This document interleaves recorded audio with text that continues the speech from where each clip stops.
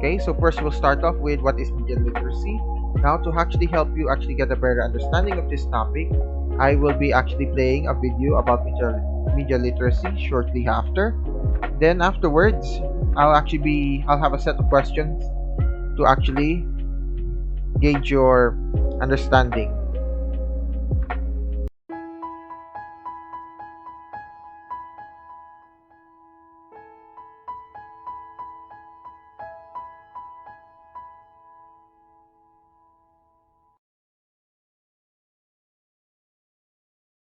Media literacy refers to the capacity to understand, analyze, and critique the media, and to meaningfully participate with messages in print, audio,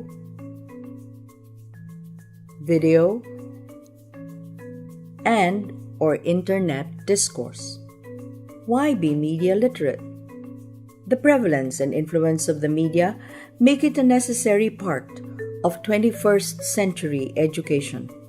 The different media, radio, television, print, film, and cyberspace, bombard billions of people daily with information and entertainment. The media cycle never stops. Its reach goes beyond national borders, operating 24/7. Billions access the internet regularly. Media literacy raises the capacity of citizens and citizens groups to participate in public life on another level, giving further meaning to information exchange. They can communicate their ideas and engage meaningfully in democratic debate. Media literacy contributes to the improvement of the quality of discourse on public policy and issues. Media literacy enhances democracy. This skill requires understanding of the ethics of the press.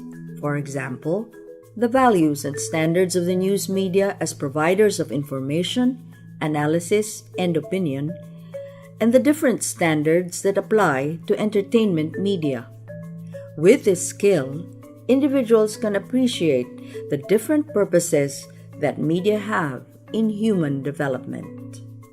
Informed evaluation of media performance must be based on its ethical principles and on its professional responsibilities.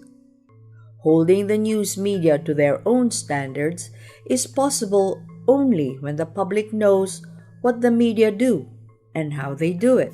Without media literacy, the public will not hold media organizations to the goals of journalism, which is to provide relevant news that helps citizens evaluate government and other institutions of power.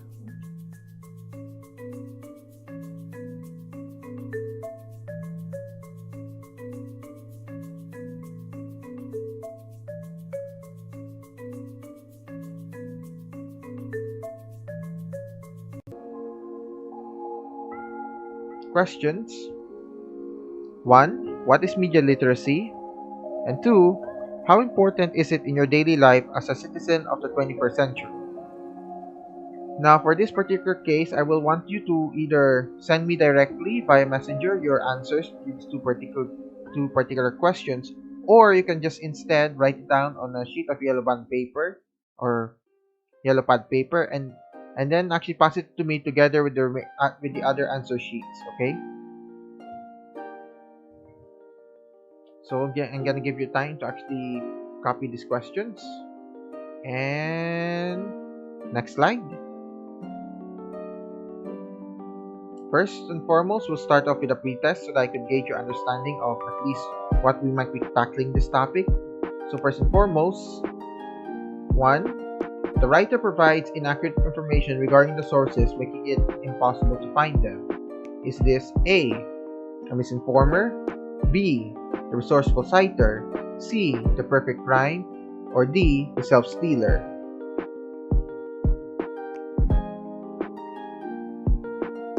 Number 2.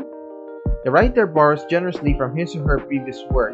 Is this an example of an A, the misinformer, B, the resourceful citer, C, the perfect rhyme, or D, the self-stealer?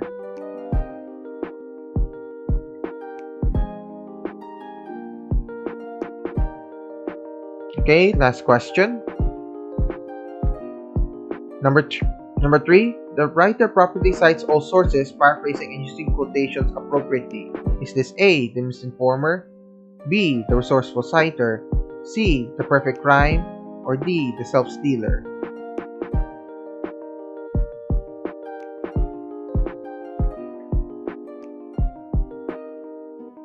Okay, the answers to these questions are A, number 1, D, number 2, and C, and number 3, letter B. Now, in case you're wondering what those questions were about, those are actually referring to the different types of plagiarism that can actually occur in the real world.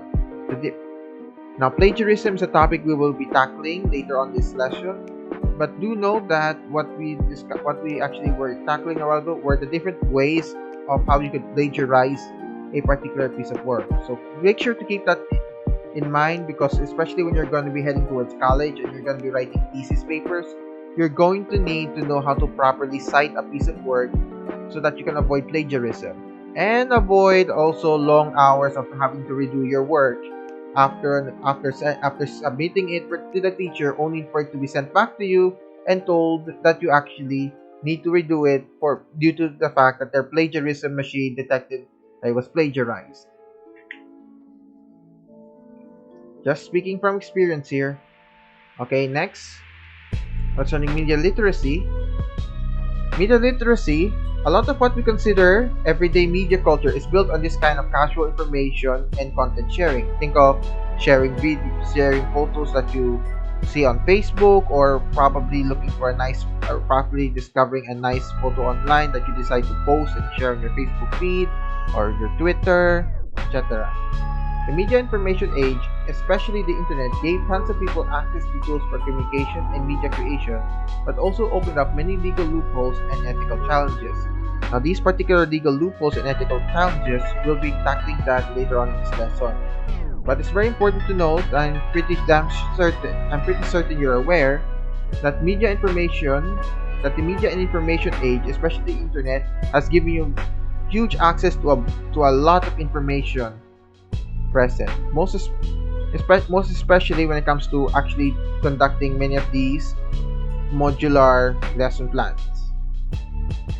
And given its widespread use and the vast majority who now have access to an array of information, media and information have become the subject of legal, ethical, and societal problems. While its positive implications are undeniable, there are issues that come along with it. These issues are what we're going to be tackling today.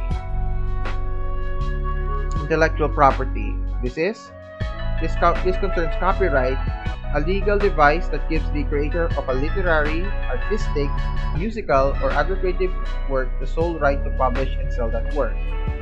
Copyright owners have the right to control and reproduce their work, including the right to receive payment for that reproduction. And finally, an author may grant or sell those rights to others, including publishers or recording companies. Now, to actually summarize, intellectual property generally refers to any creative piece of work that you have created, be it a drawing, a piece of music, or a piece of artwork, or even a music video, etc., or even a movie or video game. Those are under copyright. Any piece of creative work that you make, that comes from your mind, that you decide to make reality with your hands, that is a piece of creative work that is pretty much covered and protected under copyright. As such, copyright owners have the right to control the reproduction of their work, including the right to receive payment for that reproduction. In other words, you have actually control on the distribution and also the replication of your work for the purposes of distribution.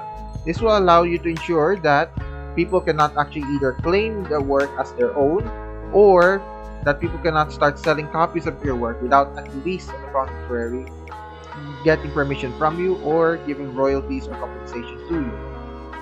Which leads to the final part: an author may grant or sell those rights to others, including publishers or recording companies.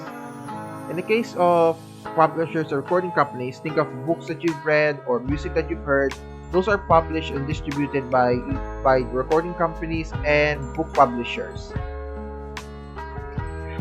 And as such, as the author, you actually have the ability to be able to grant those particular companies the right to be able to distribute your creative piece of work, or you can even get, or the ability to even sell that piece of work. Now on the topic of copyright, copyright